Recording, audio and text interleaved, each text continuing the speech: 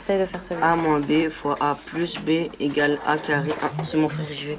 Ahmed Ahmed Pourquoi tu vas là-bas? Tout le temps à jouer à la PlayStation avec Karim. T'as enlevé tous les posters de ta chambre.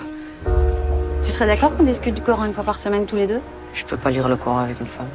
Tu préfères le lire avec un imam qui est un menteur? C'est pas un menteur. Si, Non. c'est un menteur, Ahmed. Ahmed?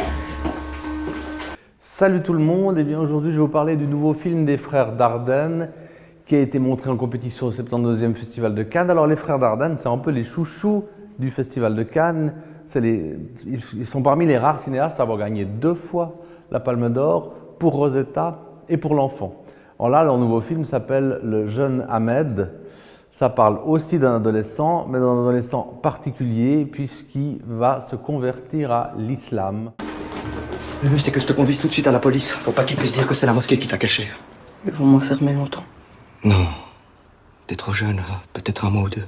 Alors ce jeune Ahmed, c'est le personnage central du film, c'est celui autour duquel tout le monde gravite et tout le monde surtout veut essayer de le faire renoncer à cette conversion à l'islam. Alors tout le monde, c'est son professeur, sa mère, son frère, c'est le psychologue du centre fermé, etc., etc.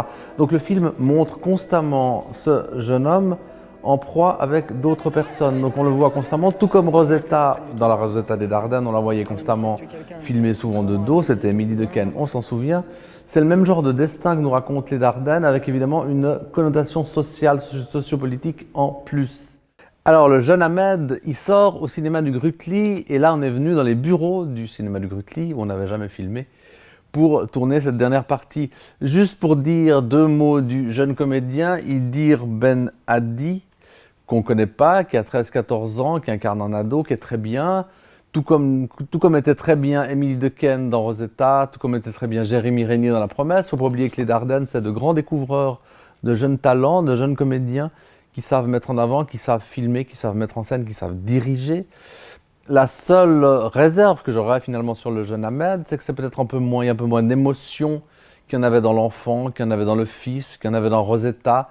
C'est un film un peu plus qui réfléchit un peu plus sur une thématique actuelle, sur des thématiques actuelles, et qui n'est pas trop dans l'abstraction, qui est très incarné, qui est très réaliste comme toujours. C'est le même genre de filmage que les Dardennes font depuis toujours.